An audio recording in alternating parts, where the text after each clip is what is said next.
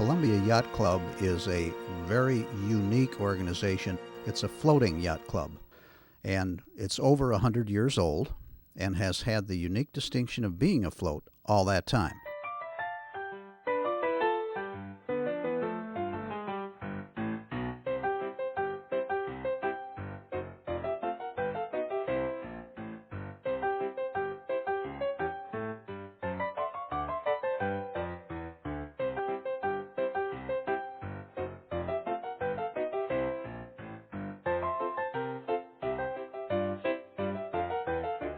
It had formerly a vessel, the Pierre Marquette, that succumbed to fire and had to be replaced by another vessel, the Florida, which in about 1983 was over 100 years old. It was a converted sidewheeler, cast iron riveted hull. It was leaking badly, so they needed a floating replacement. And they discovered a vessel going to the scrapyard in Nova Scotia, went up and looked at it, and thought it had potential with some modification to become a very unique club ship. Hello, my name is Jules Trout. I was one of the marine engineering officers that helped bring the motor vessel Abbey down to Chicago from Nova Scotia in 1983 and been involved with Columbia Yacht Club ever since.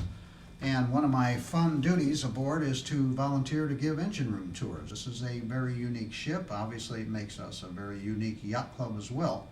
And so it's kind of fun to be able to show visitors, guests, especially those from Canada, what's so unique about Columbia Yacht Club. So we're going to kind of go through one of my normal engine room tours, if you will, assuming there is such a thing in my life as normal, and give you an idea of what's down here. A little bit of background.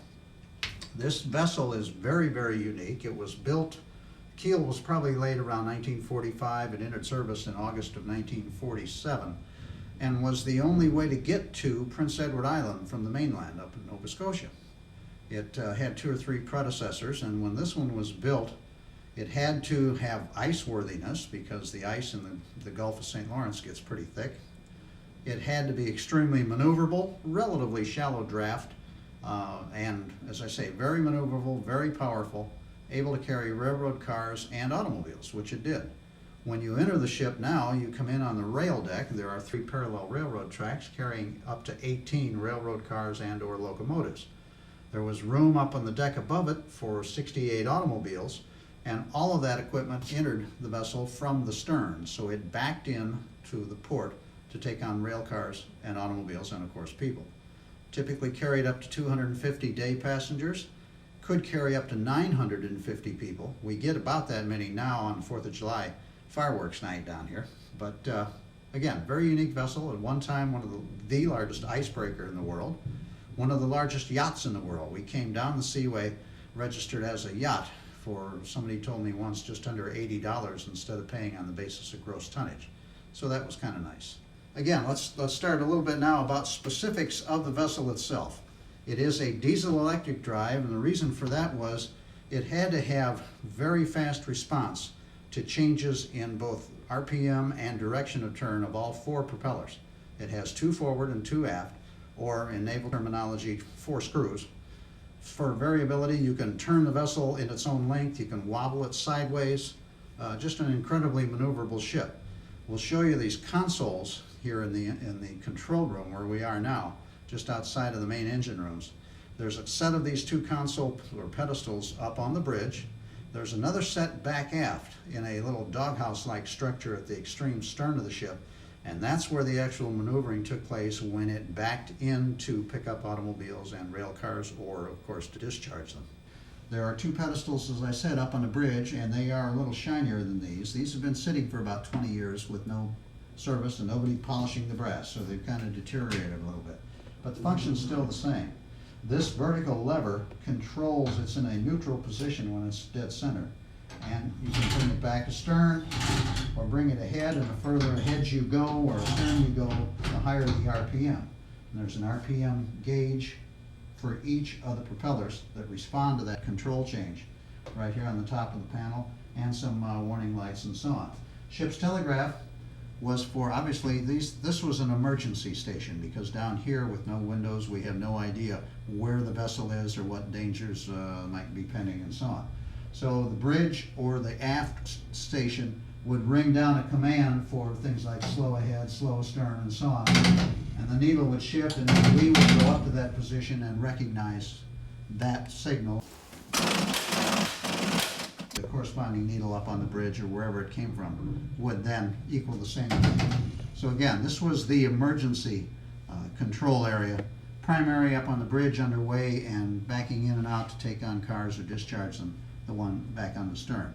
Again, being a diesel electric drive ship, all the engines that we'll see in the engine room shortly did was create DC power. That power was distributed as needed to 4 large motors, which we'll see shortly thereafter. Those motors were connected to the shafts and turned the propellers to move the vessel. In a minute, I'll open one of these doors. You can get an idea of what 1947 state-of-the-art electronics was. It's our answer to a local Frankenstein movie set, about what it looks like. So hang on just a minute and I'll open up that panel for you. Just to give you an idea of how things have improved, many of you are probably familiar with circuit breakers in your fuse panels at home, either the round screw-in type with a button or just a switch lever. When you blow a fuse and you take the equipment that blew the fuse off, then you return to power by just throwing a lever. Well, these are a little different. These are all individual circuit breakers. This one, for example, does turning motors and repair lubes and spares and motor blowers and so on. To break one or shut it off, you just push that button. And then to reset it, you had to crank it like that. I took a handle off of this one just to give you an idea. Things have changed quite a bit from a technology standpoint. That's what a circuit breaker looks like in 1947. We'll move over to a doorway over here and show you some more. There's probably about, somebody threw a figure out once of about 80 miles of copper wire aboard the ship and big bus bars and so on. So lots of scrap metal, if you will. Being a control room, again, all of these gauges just were indicators of how things were functioning, where power was going or not going, and so on. As I say, this is my Frankenstein movie set stuff. We had old resistors and old cartridge fuses, lots of wire, lots of copper bus bars, lots of heat sinks, those big capacitors and resistors back there, knife blade switches, miles and miles of wire all bundled and so on. This was a nice place to be. It was a lot quieter up here than standing next to these diesel engines, which you'll see next. Following the first venture of inspecting the vessel in Nova Scotia, members of the club went back up to submit a bid to purchase the vessel and keep it from the scrapyard. And that bid was accepted, and then reality struck. They thought, how are we going to get this thing to Chicago? It's almost 400 feet long, 8,000 tons. One of the members of the club, Hugh Hagan, was a deck officer graduate of the United States Merchant Marine Academy at Kings Point, New York. He came to our Chicago chapter alumni meeting and said, guys, have I got a deal for you. I need 11 volunteers, 5 more deck officers and 6 engineering officers to help me bring a 400-foot ship down the St. Lawrence Seaway around Easter of 1983. The pay is $1. It'll probably take 10 days to 2 weeks. Your crew will be unlicensed, unseasoned yacht club members. May I see a show of hands? 11 of us said, that sounds like an opportunity. Let's do it. So that's how the Merchant Marine Academy got involved in helping to bring Columbia's club ship to Chicago. What we're standing in now is part of the auxiliary equipment areas of the ship. And this is typical of all vessels.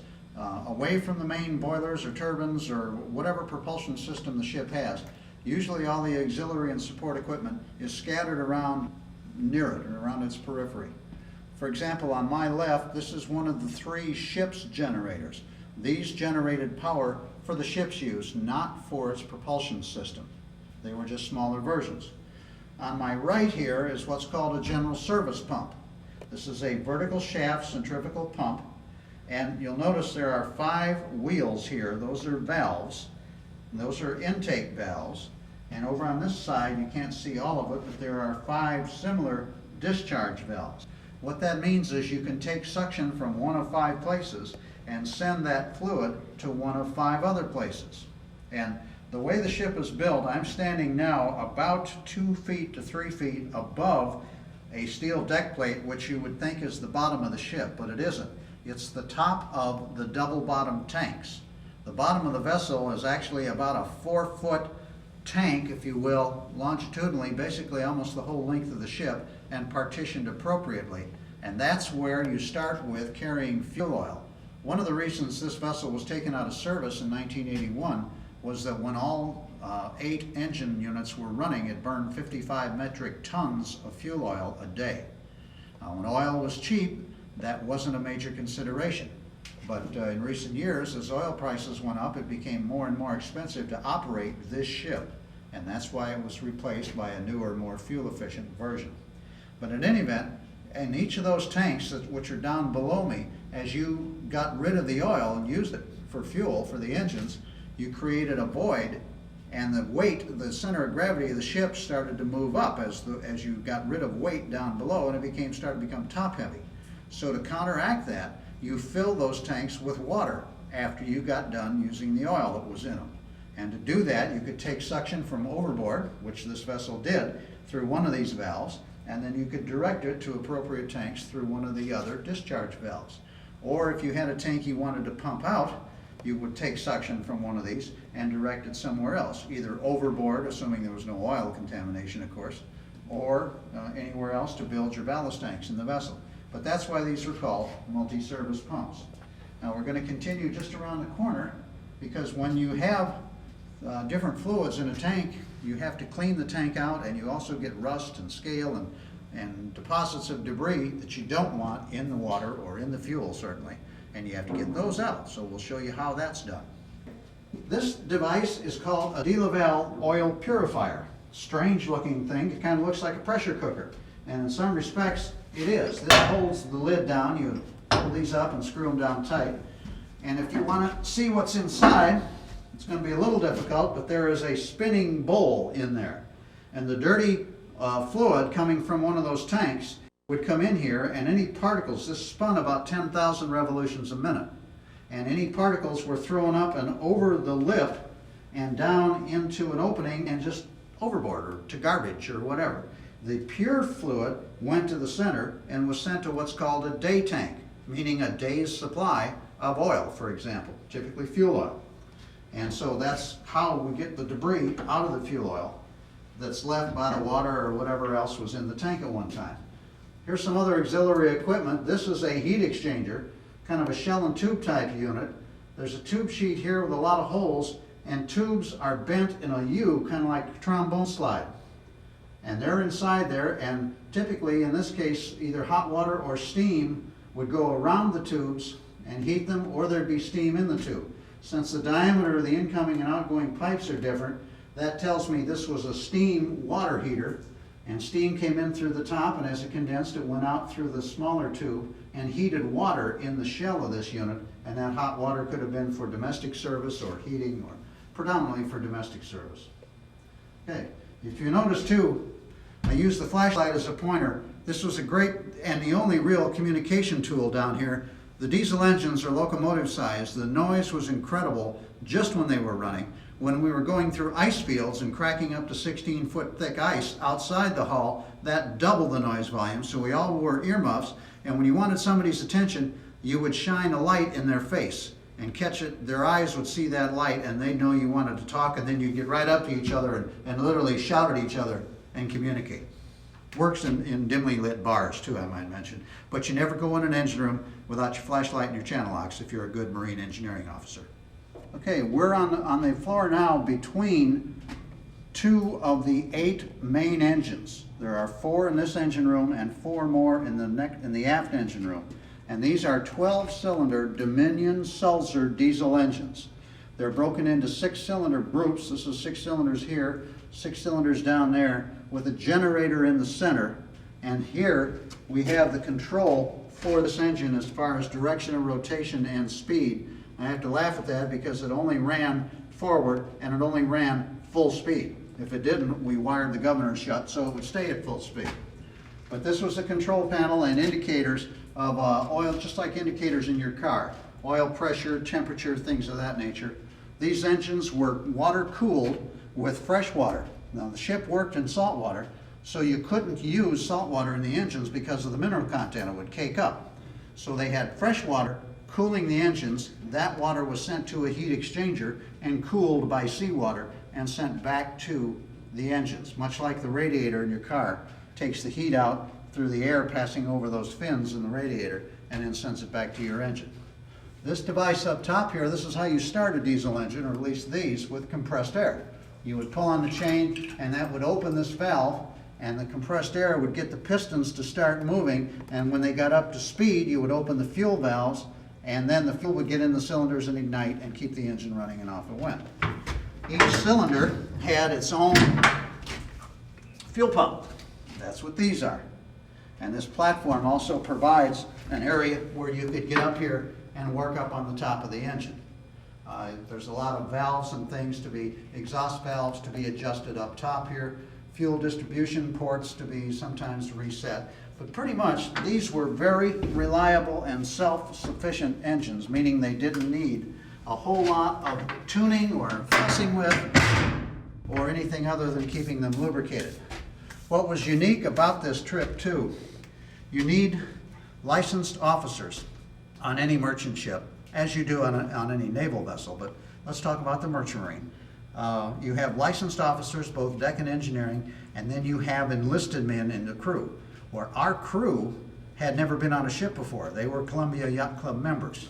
And our training had obviously to be very different working with them. We, Merchant Marine Academy, Kings Point, New York, graduates, were kind of nervous about what we were getting into with a totally untrained crew. But to the respect and my sincere admiration of all of the yacht club members, and especially the ones that I worked with down here, everybody rolled up their sleeves, really turned to, and it was just a phenomenal experience. And it went very well. I'll tell you too, the Seaway Commission was very nervous about the nature of this operation until we'd gotten through about the second or third set of locks. There's about 720 to 730 feet elevation difference between Chicago and Nova Scotia. So going through this series of locks, after the second or third set, they realized that we knew what we were doing.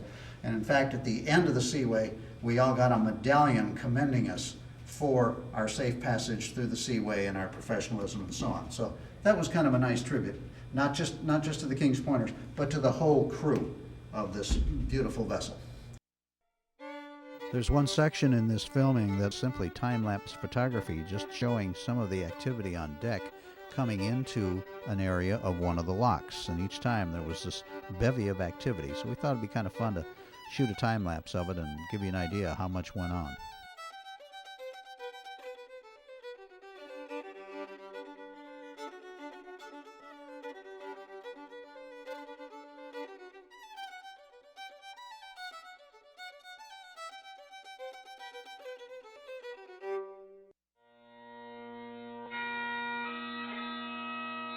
We had a resident Scotsman aboard. That's Gene McCormick playing the bagpipes on deck. He is a Kings Point deck officer and loved to play the pipes. So he paraded up and down and did Amazing Grace and a number of the other bagpipe standards. Very proficient musician.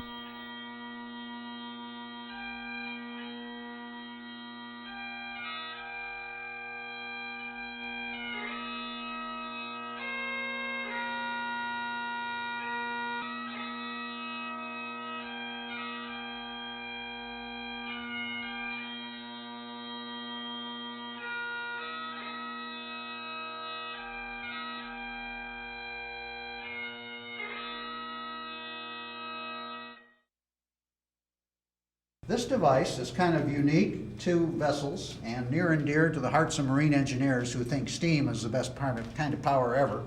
It's a steam reciprocating feed water pump. It has a piston over here, and you can see some of the linkage, and steam from the boiler would cause that piston to go up and down. This is a duplex double-acting steam pump or water pump, and then it would provide water at about 300 pounds pressure into the boiler. Had to be higher than the steam pressure, or the steam would not let it come into the boiler. And one of the guys on my watch was able to tune this thing like a Swiss watch and just control that water level in the gauge glass and so on magnificently. He also had an advantage over the rest of us. Without his hearing aid on, he was as deaf as a post. And so the noise didn't bother him at all. But for the rest of us mere mortals, our ears would be kind of ringing for a while after we got out of here from the constant noise level. I was just looking around. A lot of the markings have kind of come off.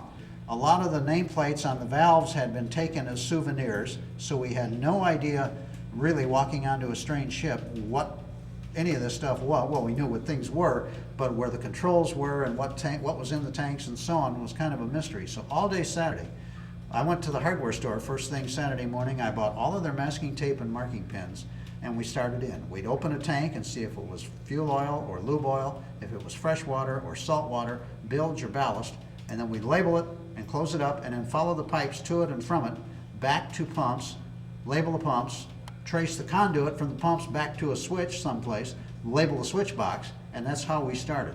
All of the pressure gauges, the thermometers and so on, we kind of marked mid-range, temperature or pressure, with marking pins. Our training for the crew started with, if the marks are between, or if it's between the marks, fine. If it isn't, yell for help. And then I'll show you, when we get into the next engine room, on the back side of these engines, some of the other things that the crew members had to watch for. Here's one of the original markings. This thermometer should read 90 to 100 degrees and check it each half hour. Pretty sophisticated. Here's some of the masking tape that says, don't fill the tank from this valve, use the makeup valve. Just things like this. Many of them have disappeared over 20 years, but that's kind of what our training to the crew was. And again, it worked.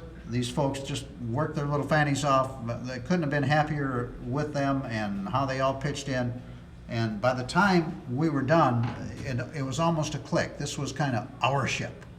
Well, that of course is all dissipated so much, but we're still incredibly proud of what we did and saving this delightful old lady of the sea from the scrap heap and making it a very unique yacht club.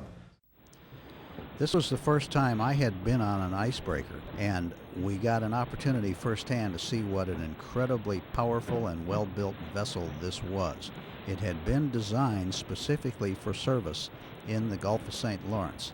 Very shallow or relatively shallow bays, tight, narrow passages, had to be extremely maneuverable, very responsive to throttle changes and so on.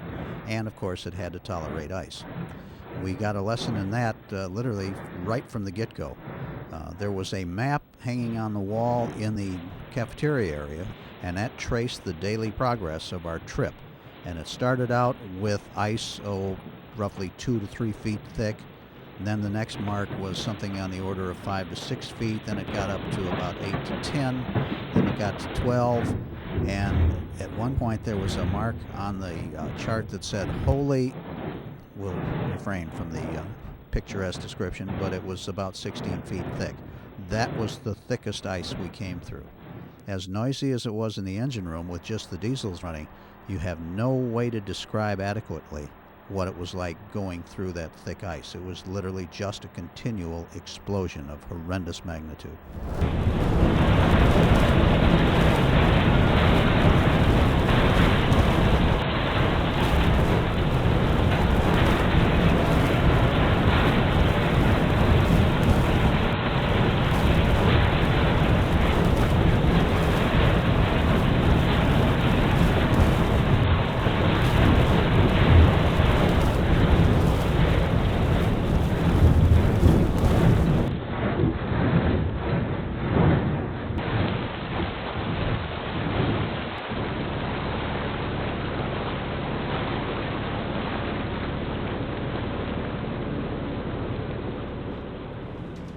This white monster here to my left is a marine boiler. More specifically, it is a D-type, D as in David, marine boiler. It gets that name or that designation. This is a horizontal cylinder, a steam and water drum. You're looking at the end of it here. That's a sight glass, that glass tubular affair here. And typically you would see water halfway up that glass tube, which is as it should be. The bottom half of this drum, kind of sideways like my flashlight, was full of water and steam in the top half. And then directly below it is another drum called a mud drum. I don't know if you can see that or not, but it's similar to this one, but it's just down lower. And there are straight tubes connecting the two. And then there are tubes that are bent and surround the combustion chamber. These are burners here and here. and a big combustion chamber inside. So those tubes came from that drum and down in a curve like this to the bottom, just like a letter D. This one in reversed, of course, but that's where it gets its name from, a D-type boiler. And these are just some of the controls and so on. These are the burners themselves, here and here. And then over to the sides that you can't see are the fuel oil pumps, pumps for the water going into the boiler, and for the condensate as the steam condenses back to a liquid, coming back, settling in a tank, letting the air escape from it before it comes back into the boiler.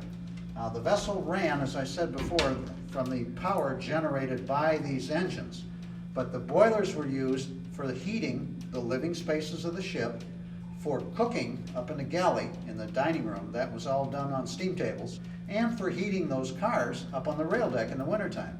If you had a tank car full of oil or molasses, some fluid like that that got very thick or viscous when it got cold, you couldn't get it out of the tank. So we provided steam on the ship, 2 coils in those tank cars, and that kept the fluids warm so that when the cars were unloaded in Prince Edward Island or on the mainland and there was fluid in them, they could pump that fluid out of them and then use them for something else. So that's what these boilers were for. There's one in this engine room and a duplicate of it in the aft engine room. We're going to move on now to the aft engine room, and I'm going to show you what the back side of these engines look like. This is the back side of one of these 6-cylinder segments of these Sulzer diesel engines. This device is a manifold to distribute lube oil. These are lube oil pumps with little glass windows so you can see the oil level in them, and these are the adjustment knobs for the flow from them.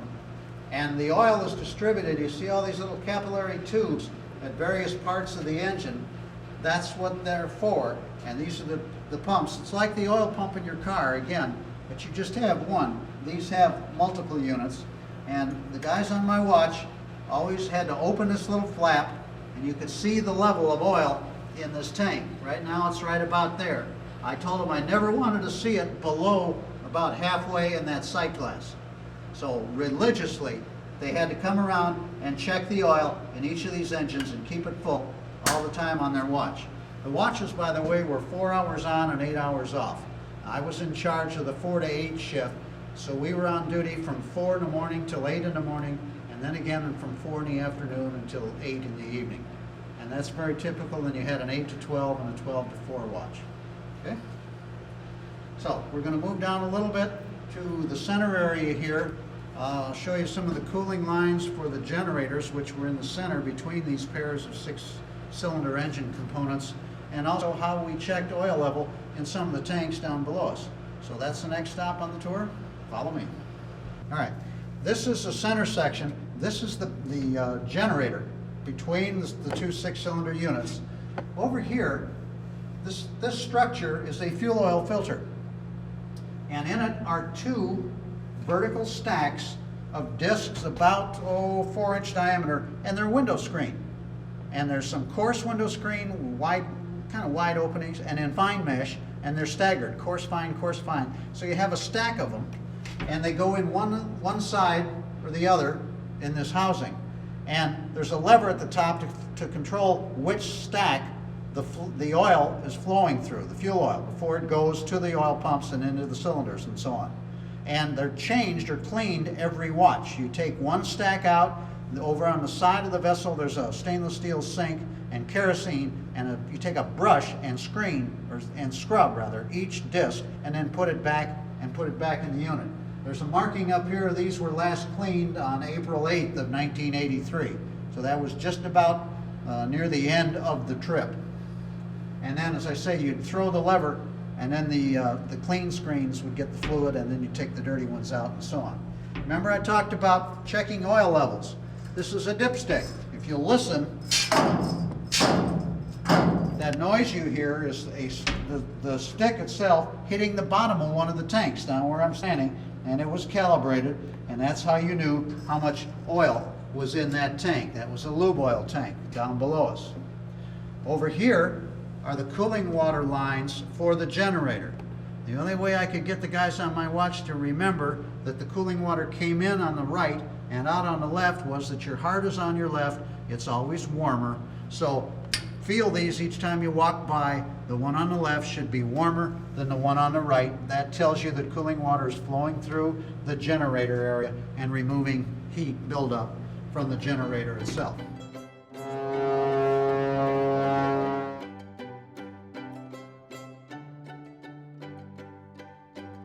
The Canadian Coast Guard sent an icebreaker out as a final salute to Abbey, as we referred to her, on her final voyage, and literally circled us, and horns, of course, just a bit of fond farewell.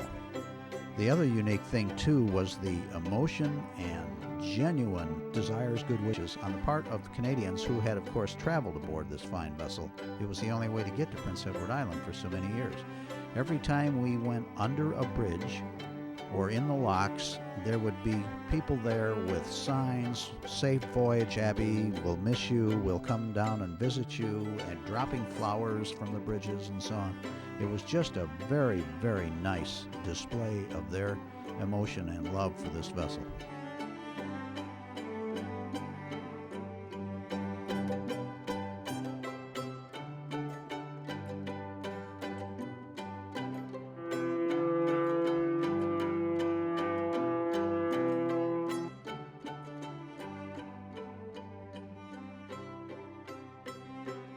Another comment that needs to be made too is how beautiful the majority of the passage down the St. Lawrence Seaway is. Every time you turn around, there was another calendar or postcard view, some very quaint lighthouses, just the landscape, the buildings, the homes, and so on. Just a magnificent trip from that regard.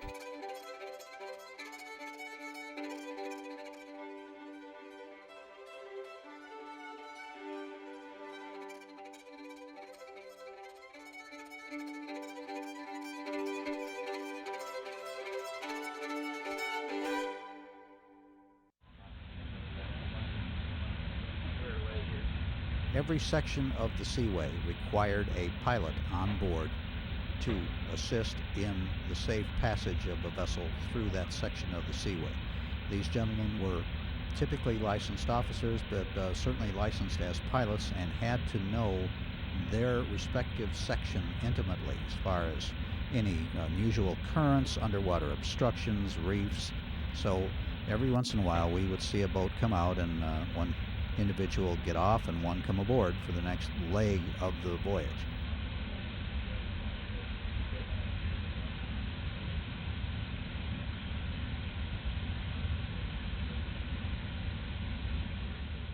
This is a watch desk on our way back to the aft motor room, and there's one of these in each engine room, and basically this was an alarm panel with various switches for the main generator, number 4, number 3, number 1, and so on and so forth.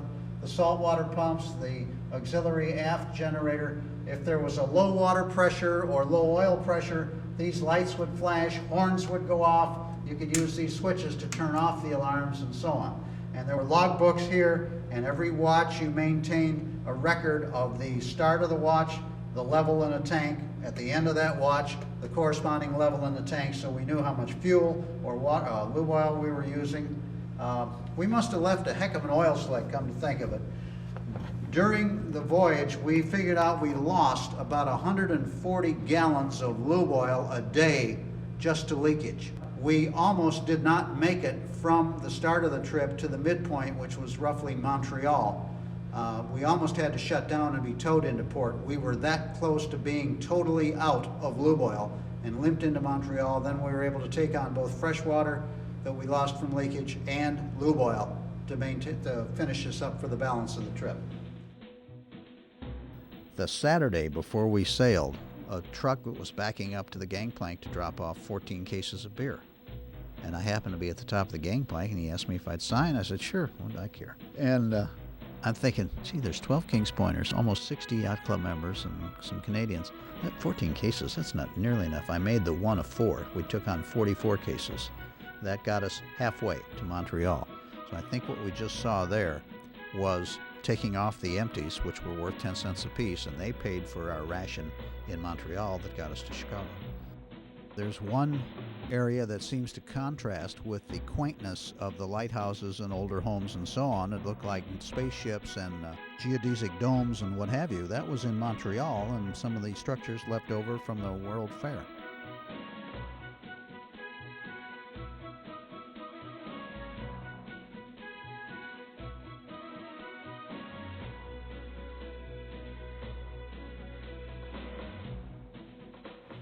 So, again, this was just kind of a record-keeping area and a great place to set your coffee cup while you were on watch and get your paperwork done. Okay, now, as I promised before, our next stop will be the aft motor room. We're just panning around here on the way back to that aft motor room. We are going to get there in just a minute. But again, you can just see how auxiliary equipment is located around the vessel. Up above me, those large white structures are lube oil tanks. These are oil pumps right here, and these are vacuum pumps that work in system with the oil pumps to promote the flow of lube oil from the storage tank areas to distribution points around the ship and to where you can fill your hand carriers and fill those little reservoirs we looked at earlier. You'll see heat exchangers around the back, more of those lube oil purifiers. We opened one up a little while ago, and just all kinds of auxiliary accessory equipment on board here. One of the things that was kind of interesting, just looking at all this kind of reminded me of it. At one point, while we were in a set of locks, the order came down for everybody in the seaway system to stop where they were. We were in very, very dense fog. Visibility was in the hundreds of feet. And so no ships were moving anyplace, whether they were in the locks, out in the seaway itself. Everybody stopped in place and so on until the fog lifted. While we were in the locks, someone added some extra blowers because it was getting a little stuffy down here, and that overloaded the ship's system. So it's just like at home when you have a blackout. We were a so-called dead ship, a black ship. Nothing was running. You don't just turn a key and get everything going again. Up on the rail deck are two very small emergency diesel generators.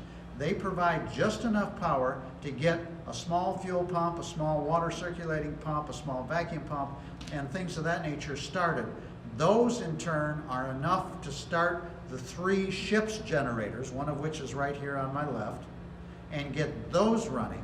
They in turn provide the power to get things like these oil pumps and the vacuum pumps running and the fuel oil pumps and the cooling water pumps and everything else. It's a domino effect. You get everything else running, then you can start the main engines again.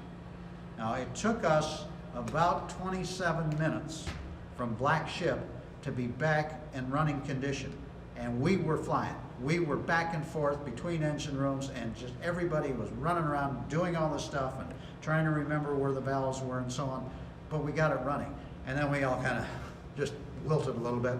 I grabbed a cup of coffee and was standing at one of these watch desks just kind of regaining my wits. One of the yacht club members on my watch came up to me. He said, "Jules, how do you know how to do all this stuff?" I said, "Well, it was part of our training at the Merchant Marine Academy." He said, "Yeah, but didn't you say you hadn't been on a ship for quite a while?" I said, "Well, yeah." He said, "How long?" I said, 20 years. That's how good the education was. Now, granted, I'm biased. I coordinate recruiting, a little commercial message here. I coordinate recruiting for the Merchant Marine Academy in Illinois and Wisconsin. It's a tremendous education for young men and women coming out of high school. It's one of our 5 federal academies, like Army, Navy, Air Force, and Coast Guard. We're a little different. We spend 1 year at sea. Each of our midshipmen, only 2 to a ship as junior officers, and it's the ultimate laboratory course. You're using a facility like this as your training tool. So you get the hands-on practical to go with the classroom theory. You get a 5-year equivalent college education in 3 years classroom. So it's a grind. All of the academies are. It has to be something that that young man or that woman wants. Not mom and dad or girlfriend or boyfriend or uncles and aunts and so on and so forth, or they won't finish it. But it's a neat education. They travel all over the world. You see people of different cultures and different value standards. It's just magic. It's phenomenal. So that's the end of the commercial message. And as I promised, this time we're going to the aft motor room. Follow me.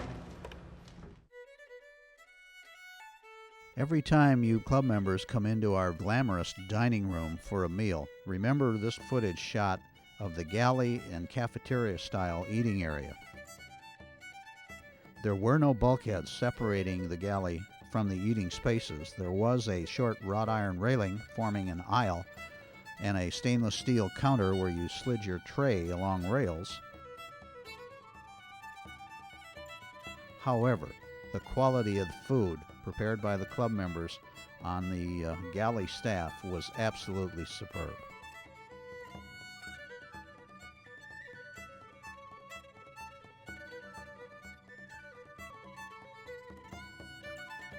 There's a couple of scenes in what is now the cocktail lounge. That space was basically just a waiting and reading room for the passengers on their hour to an hour and a half trip from the mainland to the island and back again. There was a small concession stand where the present stand is now, but there was no bar, and it didn't have nearly the warmth and camaraderie that it does now presently generate.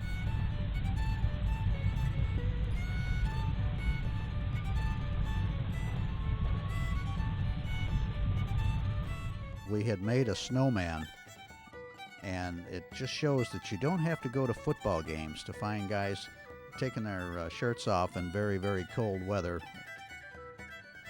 One of the club members had a whole lot of fun getting a suntan, reflecting off aluminum foil, and buddying up to the snowman for I'm assuming, an intimate conversation.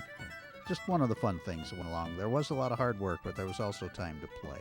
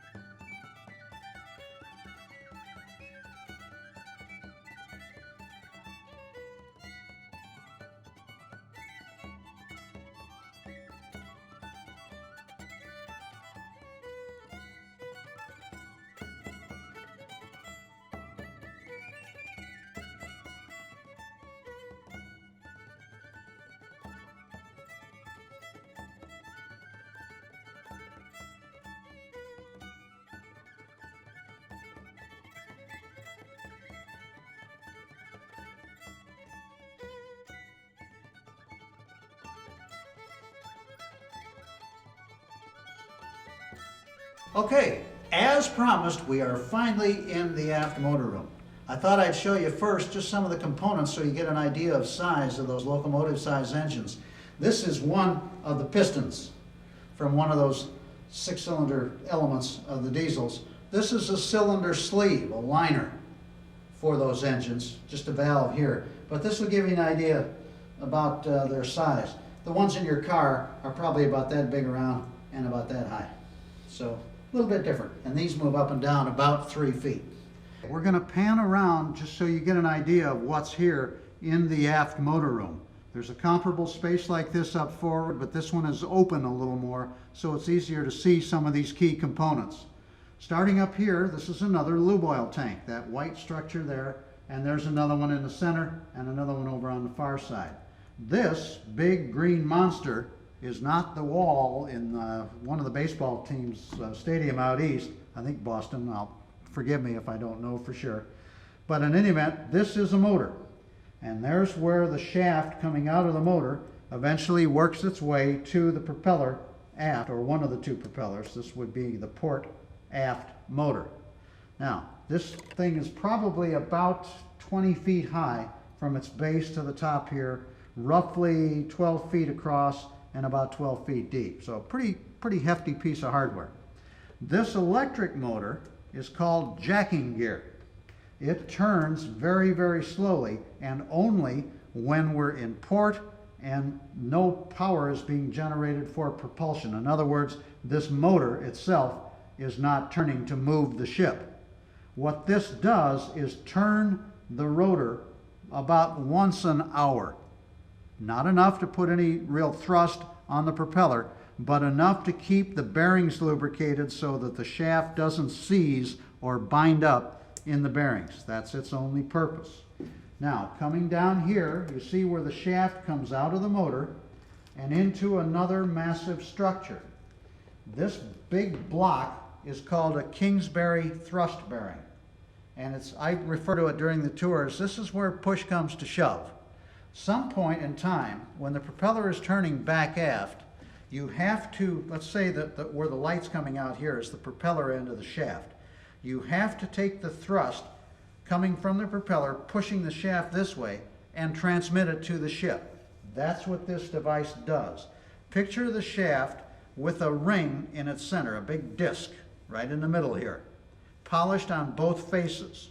Inside this thrust bearing are two other rings anchored to the ship. So they're fixed, and you have the disc in the center turning on the shaft, pushing against one or the other of those faces.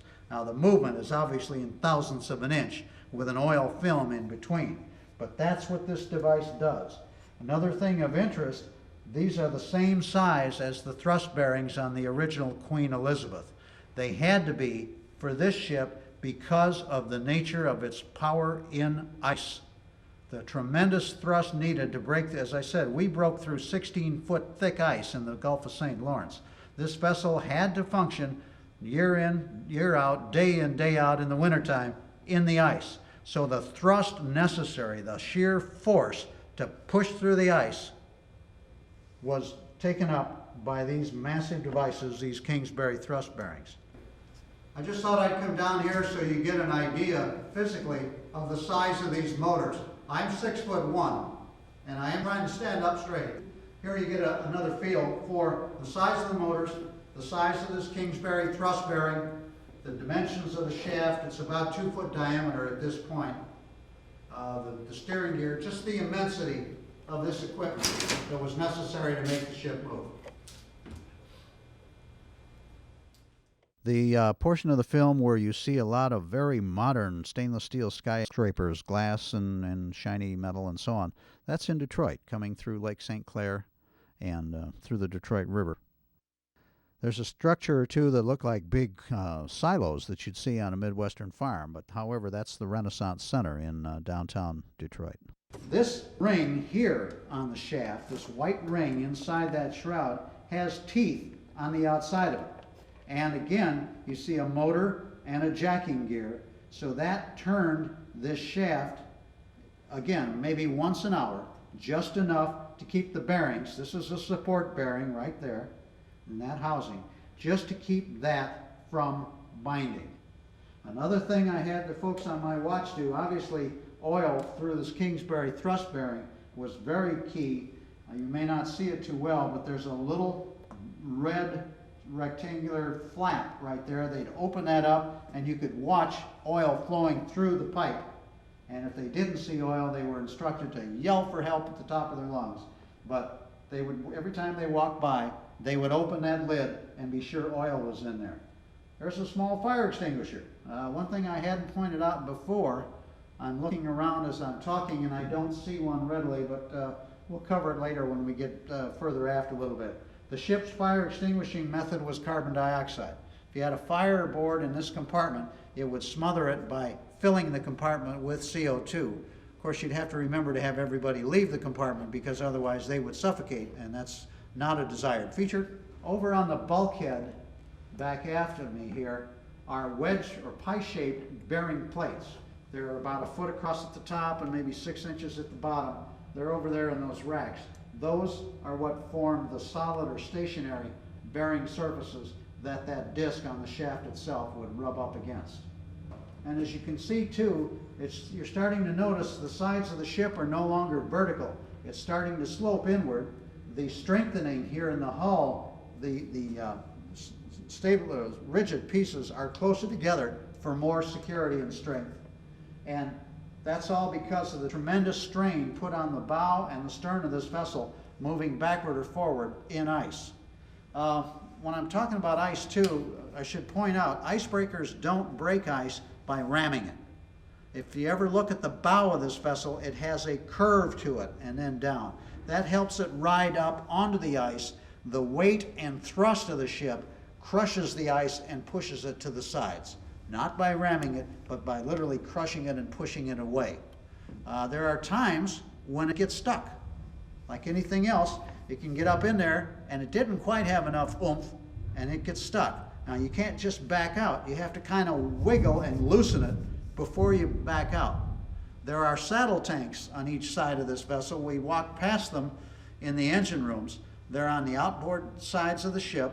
They are roughly 30 feet high. They're about 4 feet wide, and they run about 80 to 100 feet each. So those are pretty fair size. There are transfer pumps up in the overhead in the engine room, and their only purpose is to move water from one of those tanks to the other one very, very quickly, on the order of about 7,000 gallons a minute, each gallon weighing a little over 8 pounds. So you're talking about thousands and thousands of pounds being shifted from one side of the ship to the other, and you can go from a 10-degree list to port to 10-degree list to starboard in 1.5 minutes. So you get the ship kind of moving this way, then you can back it off the ice. This came into play when the ship first came here. A little bit of history. In '83, we were tied up on the north side of this breakwater that we're presently at, and the breakwater was solid all the way out into the lake to the north-south breakwater. We were actually in the Chicago River, not Monroe Street Harbor. After being there a couple of years, somebody in Chicago's bureaucracy noticed that we were in violation of the terms of our lease agreement, which says Monroe Street Harbor. So we had to move our ship. It cost us about $250,000 to move 40 feet from that side of the breakwater to where we are today. We had to sink pilings here in the harbor. We had to cut 80 feet out of the existing pier for the ship to fit in alongside the breakwater. We had to have tugboats to move us. Another one of my buddies and I came down here, and we literally pumped over 2,000 tons of water out of the ship to bring us up, because the harbor draft at that time was only about 18 feet. In fact, we did brush a couple of the concrete anchors for the pots that are out there in the harbor now. When you look down the line of some of the pots, they're not quite as straight as they used to be. Some of them are off center a little bit. Well, we know how that happened. What happened too that was of interest, the first year that we were on this side of the breakwater, the south side, I brought my family down for the 4th of July fireworks display. Now, the barges for the City of Chicago's fireworks display, actually on the 3rd of July every year, are fired from right here in Monroe Street Harbor. So this is the place to watch the fireworks from. Well, as it starts to get dark, everybody starts migrating to the port side of the ship, to the fireworks side of the ship, and we started to take a list. Now, this was the first year we were on this side of the breakwater, and I got a call from the club manager saying, "Jules, all of our toilets are backing up." They had been designed to empty off the other side of the ship, and we didn't have a pressure system to get rid of that debris. So he says, "What are we going to do?" I said, "Hope that there's some water in the saddle tanks." I came down to the rail deck. I was up on deck having a barbecue and a beer and so on. And I ran down to the rail deck, got the emergency diesel started, ran down to the engine room here, through the right circuit breakers and so on that you saw before, and got one of the transfer pumps to run. I had to hold the relays closed with a 2x4 because they were all rusted and sparking and so on. And I'm up 20 feet above us, up in the loft where the pump itself is, holding the breaker shut, counting 1, 1,000, 2, 1,000, 3, 1,000, 4, 1,000, and so on. I held it shut for about 1.5 minutes, let go, ran back down and checked the inclinometer in the control room. We now had a slight list, about 1.5 degrees, back to starboard, and you could hear all the sewage running off the ship. Went back, watched the fireworks, and then after the event, we put in a pressurized system so we don't have to do that anymore. But those are some of the fun things that make this such a unique and near and dear club to be a part of. Some of the final footage shows Lake Michigan starting to kick up, and you can start to see whitecaps and pretty heavy swells. That storm on Lake Michigan made us believers in how well the ship was designed. At one point, we were literally taking solid water against the windows in the wheelhouse, 3 to 4 stories above water level. near the end of this footage, the camera has moved inside as opposed to being outdoors, because the water is in fact hitting those windows on the bridge. It was not only cold, it was dangerous out on deck. Some of you may wonder why there's that interior wall of steel and windows. It's there for a reason that if water strong enough hits those outside windows, that interior bulkhead is there to protect the helmsman. After we made the turn into Lake Michigan with a very strong wind from the north and we had a following sea, we couldn't help but remember the sister ship to this vessel of the same design had sunk in those same conditions. If you go and look at the very end of the rail deck where railroad cars came onto the vessel, the only protection back there was a very thin metal door, much like the doors you see pulled down in front of shops at night. Very thin, no real strength to it at all. A wave had broken that door in on the sister ship, and so much water came in, it lost buoyancy and went down like a brick. The waves on Lake Michigan were incredible. The plan had been to stop in Kenosha to pick up those club members who had contributed to the bond fund but were not able to make the trip so that they could ride the final 40-50 miles. The swells in the harbor at Kenosha were in excess of 12 feet, so we opted not to even bother trying and came right from Kenosha down to Chicago. The night we arrived, we moored at Navy Pier.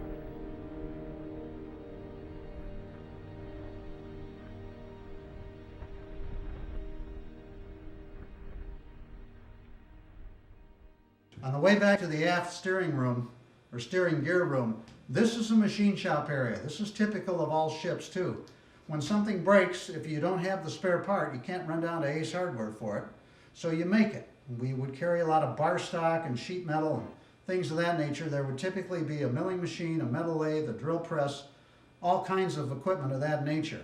Our sole piece of equipment was this wire brush and grinder, and it didn't work. So we didn't have a whole lot of capability to fabricate something if it broke. But the main idea was to get the ship here and not worry about other things. Now on both sides back here is one thing that is kind of unique. Back behind you that I'm looking at now, as you pan around, you will see a capstan. This is to help the ship when it moors. These are very typical of the winches that you have on your sailboats. The electric powered in this instance, of course, and big hawsers. These run up to the weather decks where the heads are, and then you could help moor the ship by engaging these motors and turning these capstans. Oh, I was talking about fire system. This is just, there are 5 or 6 cylinders of CO2 here. There's another area on the vessel up near the stack, and there's 57 more of these. And all of the red piping is not fire water, that's CO2 system piping. And you'll see levers like this to discharge CO2 into any given space. There are controls up on the bridge to electronically activate devices to flood individual sections of the ship with carbon dioxide and so on. But there are little horn-shaped openings where the CO2 would come out. This is one right here in the CO2 gas line. There's another one over to the right of it. And there's space so that they would literally flood this compartment with CO2 had there been a fire. You might wonder, looking around, all you see is metal. What could burn? Well, there's a lot of paint that could burn, a lot of the packing for some of the spare parts that are in these wood and cardboard crates, all of that would burn. The oils, of course, that are on the ship would catch fire. This is a fire main. This is a water main. This looks a little more familiar to you, where those pumps that we saw earlier in the tour could take water from overboard and send it through fire lines like this, and you'd hook up a fire hose and be able to put a fire out that way. Okay, we're nearing the end of the ship and the end of the tour. As I said before, this is kind of like the power steering in your car. When you turn the wheel, it's very effortlessly moving the wheels of your car and changing your direction of travel. On the ship, when you turn the wheel up on the bridge, it sends an impulse or signal down here to these 2 motors. This large one here and one just like it on the other cylinder back on the other side here. And there are 2 pistons that move parallel and in reverse order. It'd be like my hands moving this way and that way. There's a linkage bar between them that turns, and the rudder shaft is connected to that. And that's what turns the rudder here. It can go to full left to full right in 24 seconds.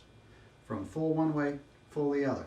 So again, that was part of the design of this vessel. It had to be infinitely maneuverable and infinite control of propeller rotation and speed, and also of the rudder position itself, so that you could move the ship, turn it in its own length, and get into the very, very close harbors that it had to operate in. So this is what the steering gear looks like, and the actual rudder shaft is this massive structure back here that you can possibly see in my flashlight. There's a big arm that says you can move that manually in an emergency. You disconnect the linkage to these motors and then put pins in here and turn this by hand with cables and pulleys that are behind me on the bulkheads. I would not want to try and have to move this by hand ever. But that's the rudder shaft back here and the control arm to give you some leverage to try and move it manually in an absolute emergency. We are now in the aft gland room, literally at the stern of the ship. You can hear it echoing in my voice because we're in a very small area. If you'll notice, the structure of the hull here is changing to a curvature, and how much closer together the ribs are getting. That's to strengthen the hull because of the tremendous impact, especially backing up in an ice field of 16 to 20 feet thick. You can imagine what that's like. So, and this is all designed to deflect ice away from the props and so on. But this is the shaft, rusted now, but at one time it was all very nice polished thick steel. And through a support bearing, that green housing here, and then through a shaft gland. That's where this room gets its name, gland room. What's happening, if you can picture, let's say the batteries in my flashlight are the shaft, and the body of the flashlight is the outside of the gland. It's lined with strips. If you remember seeing old lath and plaster construction, those narrow slats of a wood called lignum vitae. It comes from South America. It has a unique property. When it's wet, it feels soapy or slippery or oily. These long slats are all the way around the shaft, and there's a purposeful leakage of water from outside, just a slight leakage to keep that surface inside the gland wet. That's why you see these studs here with gears on them, and you could move this ring excuse me, in and out to loosen a packing in the gland just enough to get a drip of water, constant drip of water at the bottom, and that water would fall into the bilge and be pumped back overboard. But that would keep the shaft gland lubricated.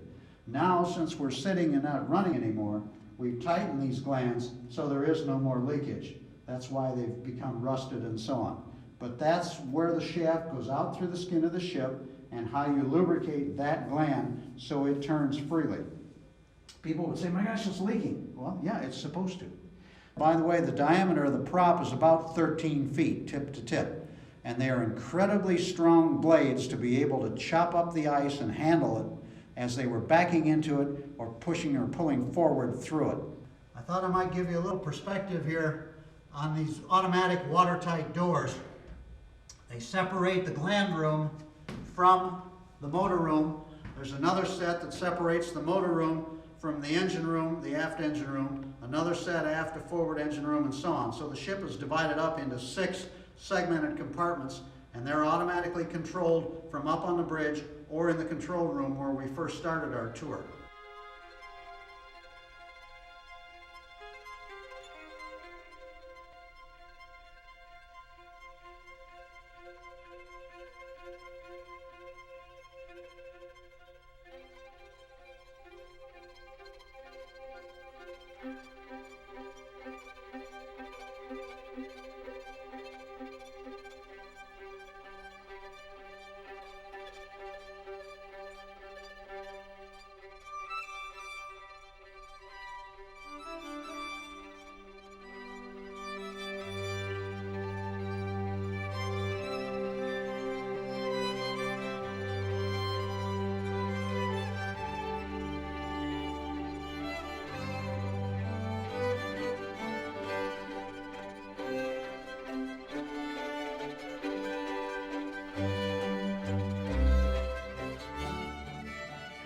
Some of the final scenes of the movie footage shot during the voyage are of particular significance to me personally as well as to the club. You see Abbey arriving in Chicago at the end of her final voyage. I didn't really realize it at the time, although I thought it might be. This was my final voyage too. Unless, of course, you all decide that you need a bigger ship someday and I'm still around and capable of getting up a gangplank, I'd buy a ticket to ride.